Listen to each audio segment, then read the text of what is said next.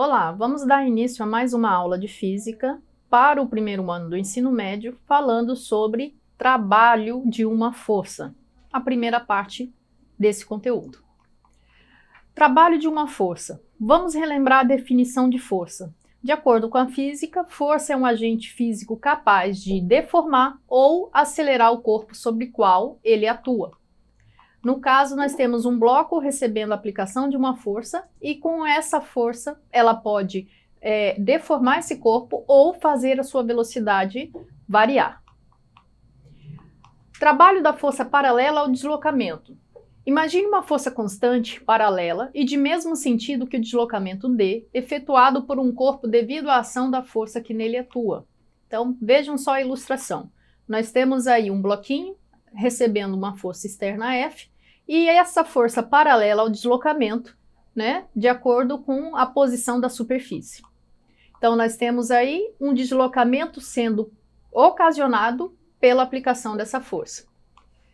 Quando nós temos a relação força e deslocamento, então nós temos a seguinte conclusão, o seguinte agente físico, que é o trabalho. No caso, o trabalho de uma força é definido como uma grandeza escalar correspondente ao produto da força pelo deslocamento, desde que a força e o deslocamento tenham a mesma direção e sentido. Lembrando que trabalho é representado por uma letra grega chamada tal e, por definição, é igual ao produto força vezes deslocamento, né, na questão física. Bom, lembrando que na equação o tal é a grandeza física trabalho, por ser uma grandeza escalar, ela não tem direção e nem sentido, e no sistema internacional ela é determinada em joule como unidade. F é a grandeza física força, no SI é dada em newtons, D é o deslocamento. Então, já falamos que no sistema internacional as unidades são definidas como newton para a força, deslocamento é em metros e energia, no caso o trabalho, é em joule. Então, vamos agora ver quais tipos de trabalho nós podemos ter. Então, primeiramente o trabalho motor, que é aquele trabalho que a força aplicada, ela favorece o sentido do deslocamento. Quer dizer que é quando a força e o deslocamento têm mesma direção e mesmo sentido. Então, o trabalho motor terá o sinal positivo, no caso da grandeza. Então, vejam só. O trabalho tendo sinal positivo, ele é considerado um trabalho motor, porque ele tem a mesma direção e sentido de deslocamento em relação à velocidade e o vetor D. Observem a nossa imagem, então nós temos aí F, né, a favor da direção, da deslocamento, então nós temos aí um trabalho motor. O trabalho resistente é quando a força e o deslocamento têm mesma direção e sentidos opostos. O trabalho é um número negativo, no caso, trabalho resistente, o valor da letra tal terá que receber o sinal negativo quando a gente estiver resolvendo aqueles probleminhas que não informam o sinal diretamente, a gente tem que fazer interpretação. Então, vejam só, a força F está num sentido contrário ao do vetor deslocamento. Então, nós temos aí que essa força F está realizando um trabalho resistente. Então, vamos lá, a nossa menininha apareceu, quer dizer que lá vem um exemplo. Então, vamos dar uma olhada? Então, um garoto empurra uma cômoda durante um certo intervalo de tempo e consegue deslocá-la por 5 metros. Sabendo que a força aplicada tem módulo de 20 newtons e foi aplicada na mesma direção e sentido do deslocamento, determine o valor do trabalho realizado pela força. Lembrando da equação, vamos resolver então o nosso problema. Tem aí o garoto aplicando uma força F num bloco, né? Essa força F deslocou o bloco, portanto, dizemos que F realizou o trabalho. Então, pegando as informações lá do enunciado, força igual a 20 newtons, deslocamento igual a 5 metros, então, o trabalho, força vezes deslocamento, nós chegamos à seguinte conclusão, que o trabalho realizado por essa força é igual a 100 joules. É interessante observar que eu já fiz a substituição direta na equação, porque eu já tinha verificado as unidades de medida. Então, antes de sair resolvendo diretão, olhem bem se a unidade de medida está dentro do sistema que precisa estar para chegar à resposta correta. Mais um exemplo para a gente reforçar o nosso conteúdo de hoje. Um homem tenta deter a descida de um carro em uma rampa e aplica uma força de 100 newtons na mesma direção dessa rampa, mas no sentido contrário ao da descida. Como o carro continua descendo por 8 metros, determine o valor do trabalho realizado pela força F. Então, está aqui a nossa trajetória, uma rampinha, está aqui o nosso veículo e o rapaz tentando impedir a descida desse veículo, então aplicando uma força contrária à descida da rampa. Como é que a gente vai chegar a essa conclusão aqui? Então, veja só o nosso deslocamento, foi para baixo e a força aplicada para cima. Então, nós temos aqui o caso de trabalho resistente. A força aplicada é igual a 100 newtons, o deslocamento de 8 metros. Aplicando no produto, nós temos trabalho, o sinal tem que ser atribuído de forma correta, força vezes deslocamento. Então, nós temos um trabalho resistente aí de menos 800 joules. Não é que eu estou perdendo energia, trabalho, eu estou indicando que força e deslocamento estão em sentidos opostos. Trabalho de uma força não paralela ao deslocamento. Tá, e quando a força não for paralela, como é que a gente resolve os casos?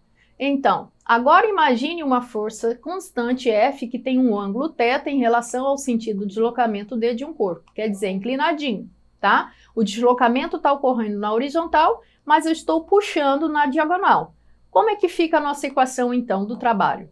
Nesse caso, a gente vai determinar o trabalho através do produto força vezes deslocamento vezes o cosseno do ângulo θ, e esse ângulo ele é formado com a horizontal, tá? Com o paralelo do deslocamento. Então, seguindo aqui, nós temos um exemplo para ser aplicado. Toda vez que aparecer a bonequinha, lá vem um exercício. Durante um trabalho em um armazém, um homem puxa um caixote com força de 200 newton, que forma um ângulo de 60 graus com a horizontal, direção na qual ocorre o deslocamento de 10 metros. Determine o trabalho realizado pela força aplicada pelo homem. Resolvendo a questão, nós temos aí, primeiramente, uma ilustração que favorece muito a minha interpretação. Sempre é válido fazer um esquema, um desenho, para aplicar o que está lá no enunciado. Com isso, diminui as chances de eu fazer uma interpretação falha na resolução do exercício. Então, eu puxei com uma força F que forma 60 graus com o deslocamento, então eu vou determinar o valor do meu trabalho. A nossa equação, força vezes deslocamento vezes cosseno de θ, então nós temos aí a força de 200 newton, deslocamento de 10 metros e o ângulo aí atribuído a 60 graus. Então, o trabalho ficou 200 vezes 10 vezes cosseno de 60 graus. Outra coisa que é muito importante, a gente saber pelo menos os valores dos ângulos, né, de seno e cosseno e tangente dos básicos, dos triviais, que são 30, 45 e 60 graus. Aplicando na equação, 200 vezes 10 vezes cosseno de 60 graus, o cosseno de 60 graus é 0,5, então 200 vezes 10 vezes 0,5, nós temos um valor aí, no caso, voltando aqui, que foi rapidinho, né? Um valor de 100 vezes 10, 1000 joules, o nosso resultado na questão. Então, se a força F for perpendicular, quer dizer, formar 90 graus com deslocamento, ela não realiza trabalho. Por quê? Para a força realizar trabalho, ela tem que estar relacionada com esse deslocamento. Se o deslocamento é horizontal e a força age na vertical, então quer dizer que na vertical, né, eu não tenho movimento, porque o movimento é horizontal, então essa força não está realizando trabalho. Então dizemos então que o trabalho realizado por essa força perpendicular, ou 90 graus, é nulo. Veja o caso. O rapazinho está com um caixote sobre a cabeça, tem uma força F aplicada por ele vertical para cima, mas o deslocamento do bloco é horizontal. Então, quem está provocando esse movimento não é essa força F. Então, o trabalho realizado por ela é nulo.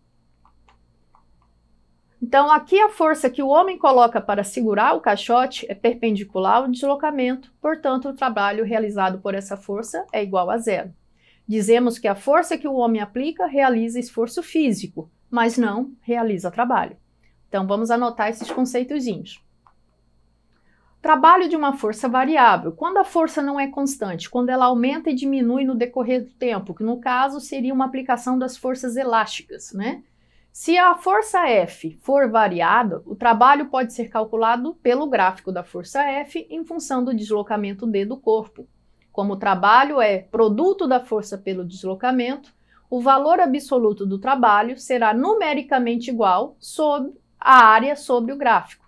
Podemos usar, então, o gráfico para forças constantes. Aí, no caso, eu posso interpretar a área do gráfico como sendo numericamente igual ao trabalho. Então, vamos pintar aí a nossa área do gráfico.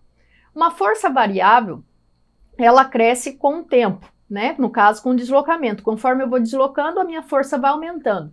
Então, vejam a área pintada. Ela forma o quê? Qual figura geométrica? Um triângulo. Então, podemos afirmar que o trabalho, né, é numericamente igual à área triangular desse gráfico. Numericamente igual, quer dizer, o número é igual, as grandezas são diferentes. Área é uma coisa, trabalho é outra, mas o cálculo, o resultado numérico das duas grandezas se equivalem. Então, a área pintada de laranja é numericamente igual ao trabalho da força F. Então, mais um exemplozinho. Ó a nossa amiga chegando aí para resolver para a gente. Então, o gráfico da figura mostra a variação da intensidade F que atua sobre um corpo paralelamente à sua trajetória, em função do espaço percorrido D. Qual o trabalho em joules realizado pela força quando o corpo vai de 2 metros para 6 metros? Vejam só, a linha do gráfico está partindo do encontro entre x e y do eixo cartesiano. Então, está partindo do ponto zero.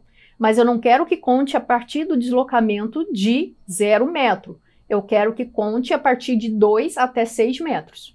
Como é que a gente vai resolver? A gente tem que marcar essas posições no gráfico. Então, vamos ver. Então, vamos pegar as duas relações aí. Se para um deslocamento de 10 metros eu tenho 20 newtons, então eu tenho uma relação aí. Para cada 1 metro, né, 2 newtons. Então, se eu tenho aí para 4 newtons, 2 metros, para 12 newtons, 6 metros. Marcando essa região no gráfico, nós vamos ter uma figura geométrica conhecida como trapézio. Então, se eu determinar a área desse trapézio, eu vou encontrar o valor numérico do trabalho da força F. Então, para quem não lembra, a área de um trapézio é base maior mais base menor vezes a altura. Então, retirando as informações da visualização gráfica, nós temos aí base menor é de 0 a 4, base maior de 0 a 12 e a altura de 2 a 6 equivale tamanho 4. Determinando a área do trapézio, nós vamos chegar então ao valor, né, numérico do trabalho, que seria então 32 joules no nosso exemplo. Tá entendido até aí? Se não, volta e assiste a aula de novo e vamos tentar fazer junto, né? E buscar o nosso professor para dar aquela reforçada. Então, pessoal, por hoje é só. Até a próxima aula e não deixe de acessar a plataforma Eduque. Até mais!